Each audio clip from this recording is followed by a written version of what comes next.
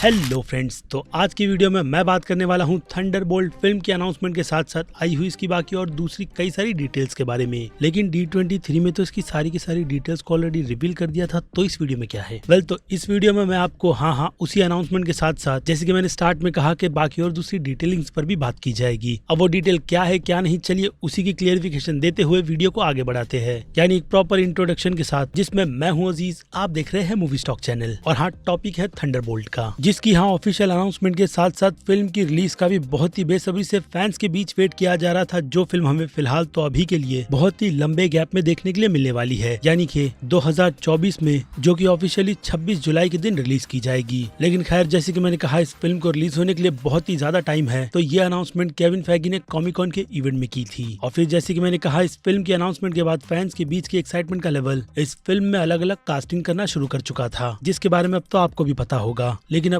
उसी उम्मीदों को तोड़ते हुए कहीं ना कहीं केविन फैगी ने जो अनाउंसमेंट की है, तो वो तो आपको इस कॉन्सेप्ट आर्ट में भी बिल्कुल क्लियरली नजर आ जाती है कि हमें इस फिल्म में थंडरबोल्ट की कितनी टीम और कौन कौन से मेंबर देखने के लिए मिलने वाले हैं। बाकी जिन्हें नहीं पता, यानी कॉन्सेप्ट आर्ट को देखकर उतना भी ज्यादा पता नहीं चल रहा है, तो मैं आपकी याददाश्त को कई ज्यादा ताजा करते हुए ये बता दूं कि हमें इस थंडरबोल्ट की टीम में वेल, जिसका introduction falcon and the winter soldier के साथ साथ ब्लैक विडो फिल्म में दिया गया था, जिस कैरेक्टर से रिलेटेड मैं आपको कई सारी डिटेल्स अपने चैनल पर पहले ही प्रोवाइड कर चुका हूँ, जिसे अब अगर मैं काफी शॉर्ट में एक्सप्लेन करूँ तो वेल का कैरेक्टर एमसीयू के यूनिवर्स की फीमेल निक फ्यूरी है, जिसका काम थंडरबोल्ट की टीम को जमा करना है। लेकिन किसके लिए, वो एक बहुत बड़ा क्वेश्चन है, क्योंकि इस क्वेश्चन मार्क के पीछे फिल्म के टाइटल के अकॉर्डिंग थंडरबोल्ट रॉस भी हो सकते हैं, जिस कैरेक्टर का role play late William Hurt's play करते थे। अब जबकि उनकी डेथ हो गई है, तो फैंस की फिलहाल तो ये रूमर अभी के लिए ठंडे बस्ते में है। जिसके बाद अब इस लिस्ट में दूसरे एक्टर की बात की जाए, यानी दूसरे मार्वल के कैरेक्टर की, तो नो डाउट इस लिस्ट में नाम सीधे हैरी ऑसबॉर्न का निकल कर आता है, यानी कि ग्रीन गॉब्लिन का, जिसने डार्क अवेंजर्स जैसी टीम बनाकर ऑफिशियली सरकार के बीच उनके ऑर्डर पर चलने वाली टीम बना ली थी।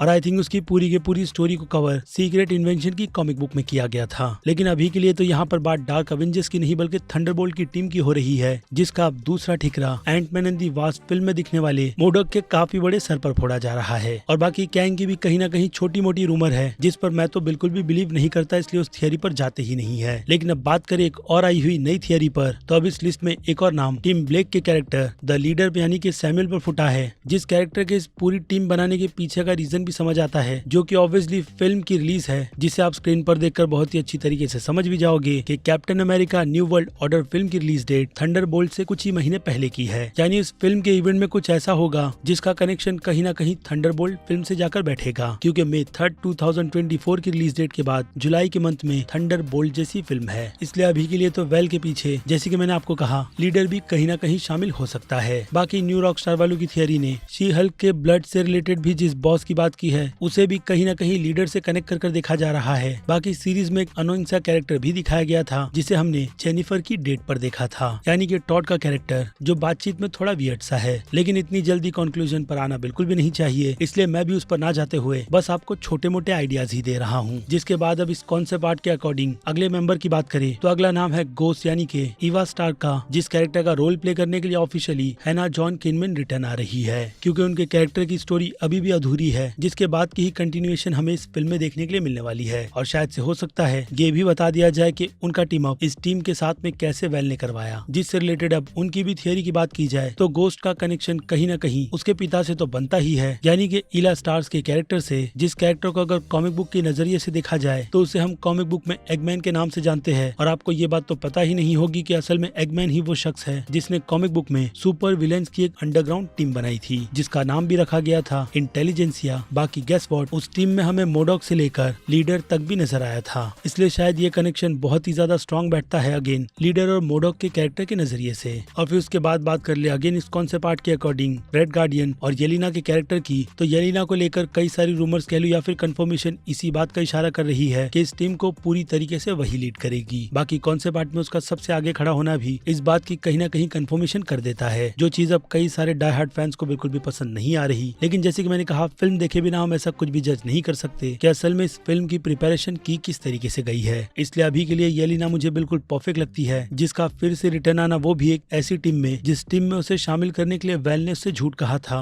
यानी आधी सच्चाई बताई थी, जिसका पता उससे हॉकाई जैसी बेकार सी सीरीज में लग भी गया था। यानी वो पूरी तरीके से क्लियर है थंडरबोल्ट की इस टीम को ज्वाइन करने के लिए। बाकी रेड गार्डियन तो मस्त मौला है ही, जिसे जहाँ बुलाओ वो आ जाएगा। इसलिए उस कैरेक्टर को मैं इस फिल्म में डेफिनेटली देखना चाहता हूँ। जिसके बाद आ जाए बकी पर, तो नो डाउट के बकी को इस फिल्म में काफी ज्यादा फैंस की हैवी डिमांड के बाद ही लिया गया है, और इसके अलावा तो फैंस इस कैरेक्टर को इस यूनिवर्स में और भी काफी ज्यादा आगे जाते हुए देखना चाहते हैं, जिसका पे ऑफ भी उन्हें मिल रहा है। बाकी हू नोस के ये कैरेक्टर सैम के साथ उसकी सोलो मूवी यानी कि कैप्टन अमेरिका में भी दिख जाए। और फिर आ जाए यूएस एजेंट पर, तो उस कैरेक्टर के बारे में ज्यादा बात करने जैसा है नहीं, क्योंकि उसने तो इस टीम को already falcon and the winter soldier series के एंड में ही ज्वाइन कर लिया था, जिसके बाद बस वो नए कॉस्ट्यूम के साथ वेट कर रहा था अपने अगले कॉल का, जो कि अब उसे मिल भी गया है। और फिर आखिर में आती है, या फिर कहूँ इस कॉन्सेप्ट आर्ट की सबसे वर्स्ट कैरेक्टर टास्क मास्टर पर, तो जी हाँ कह लो या फिर अनफॉर्चुनेट, ये कैरेक्टर भी थंडरबोल्ट की टीम का हिस्सा है, जिसका रोल प्ले करने के लिए ब्लैक विडो फिल्म से ओगला को फिर से रिटर्न बुलाया गया है। यानी वही वर्स्ट कैरेक्टर जिसे मैं फिर से रिटर्न इस यूनिवर्स में बिल्कुल भी देखना नहीं चाहता था। लेकिन उस कैरेक्टर के साथ एमसीयू की फिल्मों के अकॉर्डिंग जो कुछ भी हुआ है, उससे तो उसका भी दामन बिल्कुल पाक साफ हो चुका है, जिससे कि वो अब अपने रास्ते पर जाते हुए डेफिनेटली कुछ भी कर सकती है। इसलिए केविन फैगी ने उसे भी घसीटते हुए, या फिर से कहूँ इस बेकार और घटिया से कैरेक्टर को घसीटते हुए इस फिल्म में डाल दिया है, जिसके कैरेक्टर आग को बढ़ते हुए आगे कोई भी देखना नहीं चाहता, क्योंकि फैंस की डिमांड कॉमिक बुक के ओरिजिनल कैरेक्टर को लाने की है, इस मार्वल के बनाए गए बेकार से कैरेक्टर को बिल्कुल भी नहीं। खैर, लेकिन अब जो कुछ हो चुका है उसे तो बदला नहीं जा सकता, इसलिए इसे ही झेलते हुए आपके सामने पेश है थंडरबोल्ट की ये पूरी टीम, जो कि मैं अब भी दावे के साथ कह सकता हूँ कि पूरी बिल्कुल भी नहीं है, क्योंकि अभी भी इस लिस्ट में जीमो और रेड हल्क जैसा कैरेक्टर गायब है, जिसे इतनी जल्दी लोगों के सामने इंट्रोड्यूस करवाना भी गलत होगा, क्योंकि शी हल्क की सीरीज खत्म नहीं हुई और एमसीयू के फेज 4 की अनाउंस की गई बाकी दूसरी फिल्में भी, जिनके अनाउंस के बाद ही हमें पता चलेगा कि थंडरबोल्ट की टीम और कितनी ज्यादा बड़ी है। क्योंकि अगर देखा जाए, जो कि फैक्ट भी है, गोस्ट को छोड़ बाकी किसी भी एक्टर्स में इतनी भी ज्यादा ग्रेट पावर नहीं है कि वो इस छोटी सी थंडरबोल्ट की टीम को लेकर किसी भी आने वाले बड़े खतरे का सामना करे। इसलिए शायद आप इसे केविन फैगी की चालाकी ही समझो, जो कि उन्होंने इस टीम के अलावा और हाँ फिल्म की रिलीज, कास्टिंग, यहाँ तक कि डायरेक्टर की कंफर्मेशन के साथ साथ बाकी दूसरी और कोई भी डिटेल प्रोवाइड नहीं की, खास करके फिल्म के विलेंस। लेकिन एक जो बात केविन फैगी ने कॉमिक कॉन के इवेंट में कंफर्म कर बताई थी, वो यही है कि ये फिल्म इस फेज 5 का एंड करने वाली है। बाकी ये फिल्म अवेंजर्स के लेवल पर भी रखकर बनाई जाएगी, या फिर सिंपली कहूँ स्ट्रीट लेवल अवेंजर्स पर, जो कि हमें बिल्कुल भी डिसअपॉइंट नहीं करेगी। जिनकी इस बात को कोट करते हुए अगर आ जाए फिल्म के डायरेक्टर जेक साचर पर, तो उन्होंने भी ईटी ऑनलाइन को दिए गए इंटरव्यू में ये बात कंफर्म की है कि फिल्म का असल में पेस पहले तो थंडरबोल्ट की टीम को ही पूरी तरीके से मैनेज कर लोगों के सामने प्रेजेंट करने का है, क्योंकि इनके बीच भी कई सारे मतभेद होने वाले हैं, खास करके इनका पास, जो बिल्कुल भी आसानी से इनमें से किसी का भी पीछा नहीं छोड़ रहा, जिसे अगर वो लोग पास कर लेते हैं तब जाकर इनकी एक बेटर टीम बनेगी, जिसमें ये लोग एक साथ मिलकर आने वाले किसी भी खतरे का सामना कर सकते हैं, जो कि बेसिकली हमें यही समझाती है कि इस फिल्म में भी हम सिविल वॉर जैसी सिचुएशन देखने वाले हैं, या फिर उससे बेटर। और हाँ, इसके अलावा वीडियो को एंड करने से पहले एक और छोटी सी थियरी की बात कर लेते हैं कि हो सकता है कि कॉमिक बुक की ही तरह इस पूरी टीम को भी कहीं ना कहीं गवर्नमेंट अपने अंडर रखकर लोगों के सामने प्रेजेंट करना चाहती है, क्योंकि अगेन केविन फैगी की एक और कोट पर आए तो पूरी की पूरी अवेंजर्स की टीम बिखर चुकी है, जो किसी भी आने वाले बड़े खतरे के लिए बिल्कुल भी पहले तो प्रिपेयर नहीं है, और ना ही उन्हें कॉल कर एक साथ बुलाकर ऐसी लड़ाई लड़वाई जा सकती है, जिसमें अब केविन फैगी के अकॉर्डिंग थंडरबोल्ट का ही ऑप्शन बेस्ट है, जिसकी पूरी एक्सप्लेनेशन हमें फिल्म रिलीज होने के बाद मिल जाएगी, या फिर इसके फर्स्ट लुक और आने वाली कई सारे अपडेट्स के साथ। क्योंकि अभी के लिए तो जैसे कि मैंने कहा, इस फिल्म से रिलेटेड ज्यादा डिटेल बिल्कुल भी रिवील नहीं की गई, बट जितनी भी थी वो मैंने इस लेंथी से वीडियो में पूरी तरीके से क्या बिल्कुल ही कम्प्लीटली कवर कर ली है। जिसके बाद फिर क्या बनती है आपकी राय, जो आप मुझे इस वीडियो के कमेंट में लिखकर बता सकते हो, क्योंकि अब वक्त है इस छोटी सी वीडियो को, मजाक कर रहा हूँ, यहीं पर खत्म करने का। बाकी मैं हूँ अजीज, आप देख रहे थे मूवी स्टॉक चैनल, जिसे अगर आपने अभी तक सब्सक्राइब नहीं किया है तो सब्सक्राइब कर लीजिए, और बगल में बने हुए इस बेल आइकन के साथ साथ नोटिफिकेशन को भी ऑल पर क्लिक कर दीजिएगा। बाकी अब मैं मिलूंगा जल्दी आपसे दूसरी किसी वीडियो में किसी और फिल्म या फिर किसी और सीरीज के टॉपिक पर बात करते हुए। तब तक के लिए आप मेरे चैनल के बाकी दूसरे वीडियोस को भी एंजॉय कीजिए। Till then bye.